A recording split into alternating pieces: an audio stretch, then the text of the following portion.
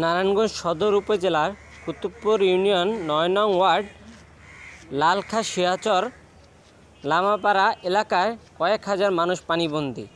এমনকি ফতুল্লা স্টেডিয়াম সংলগ্ন মাঠটিতেও পানিতে ডুবে গেছে। স্থানীয় জনগণ চরম দুর্ভোগে দিন পার করছে। নারায়ণগঞ্জ ৪ আসনের মাননীয় সংসদ জননেতা AKM শামীম ওসমান ডিএনডির আওতাধীন জলাবদ্ধতা নিরসনে ৪৮ ঘণ্টার মধ্যে কাজ শেষ করার আশ্বাস দিয়েছেন। এ প্রসঙ্গে কুতুবপুর ইউনিয়ন ৯ নং ওয়ার্ড মেম্বার হান্নানুর রফিক রঞ্জু সাংবাদিকের প্রশ্নের জবাবে বলেন, ভাই, আপনাদের ৯ নং ওয়ার্ডের জলাবদ্ধতা নিরসনে কি পদক্ষেপ নিয়েছেন? আমার এই এলাকাটা বিশাল বড় এলাকা, প্রায় ৪২,০০০ ভোটার, প্রায় ২ লক্ষ ২.৫ লক্ষ লোক বসবাস করে এখানে। সেই এলাকার বিশাল বড় ৭টা-৮টা গ্রাম নিয়ে একটা ওয়ার্ড। সেই ওয়ার্ডে পানি নিষ্কাশনের জন্য, কারণ এই জনদুর্ভোগ হলো পানি নিষ্কাশন। মেন খালগুলো যদি খনন হয়ে যায় তাহলে হয়তো আমাদের এই দুর্ভোগটা কমবে। বর্তমানে আমরা যে অবস্থায় আছি, মিল ফ্যাক্টরি আছে আমাদের, এই যে বৃষ্টির পানি জন্য, বিশেষ করে বৃষ্টির ডাইং, মিল ফ্যাক্টরি এবং বৃষ্টি, এটা তো বৃষ্টির পানি আসলেই আমাদের এই পুরো এলাকাটায় প্লাবিত হয়। যখন প্লাবিত হলে আমরা এই জিনিসগুলো এইভাবে পানি নিষ্কাশন করা যায়, আমরা সেই চেষ্টা আমরা চালা যাই। এখন বর্তমানে আমরা বহু চেষ্টা করে চেয়ারম্যান এবং আমি সহ আমরা সেই শিল্প প্রতিষ্ঠান আছে মেট্রো গার্মেন্টসের মালিকদেরকে ধরে তাদের সাথে আলোচনা করে তাদেরকে থেকে সহযোগিতা নিয়ে, তাদের মেট্রো গার্মেন্টসের সহযোগিতায় আজকে আমাদের এই খাল যে পরিষ্কার পরিচ্ছন্ন করার জন্য আমরা মাঠে নামছি। ইনশাল্লাহ আমরা সেই কাজগুলি করতেছি মেট্রো সহযোগিতা। আমরা ইতিমধ্যে জানি নারায়ণগঞ্জ ৪ আসন সংসদ সদস্য আলহাজ AKM শামীম ওসমান ডিএনডি বাঁধ নিরসনে জরুরি ব্যবস্থা নিয়েছেন এবং আপনাদের এলাকায় চেয়ারম্যান এসেছিলেন। কুতুবপুর ইউনিয়ন পরিষদ থেকে জলাবদ্ধতা নিরসনে দ্রুত কী ব্যবস্থা নিয়েছেন?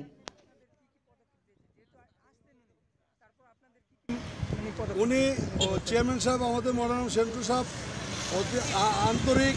ওনাকে যে কোনো সময় আমরা ডাক দিলেই আমাদের জনগণ কাছে পায়, আমরা তাদেরকে নিয়ে আসি।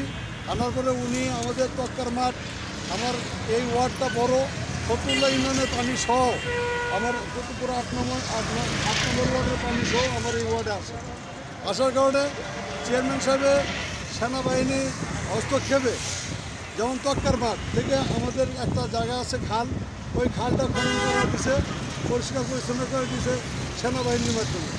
আর আমরা এই সাইডের স্টেডিয়ামের পূর্ব পশ্চিম পার এবং পশ্চিম পারে মিলে আরও আশেপাশে যে এলাকা যেগুলো প্লাবিত আছে সেই কাজগুলো আমরা মেট্রো ব্যাংকের সহযোগিতায় আমরা কাজগুলো করে আসতেছি।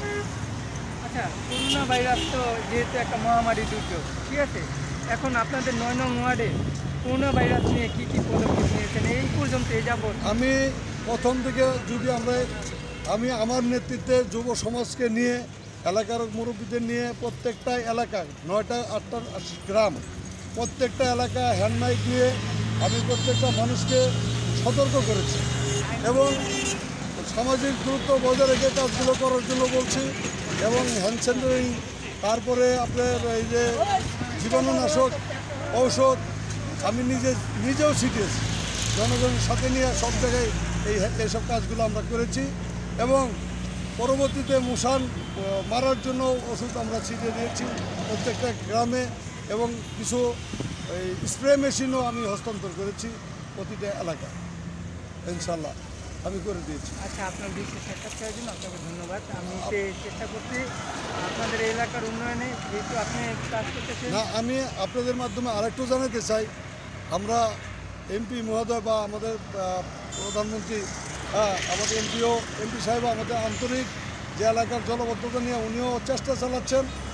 আমাদের সেনাবাহিনীর মাধ্যমে যেখানে যেখানে প্রতিবন্ধকতা আছে আমরা চাই দ্রুত মেশিনগুলো সচল করে যেখান থেকে পানিগুলো নিষ্কাশন করা হয়, এটা দ্রুত যাতে সংস্কার করে দ্রুত পানিটা যদি চাল মেশিনগুলো চালু করে যদি পানিগুলো সরে দিতে পারে এই এলাকা, আমি আশা করি যে এমপিএল বলেছে যে 48 ঘন্টার ভিতর পানি থাকবে না, ঠিকই যদি সব মেশিনগুলো চালু করে দেয় এই এলাকায় কোনো পানি থাকবে না ইনশাল্লাহ।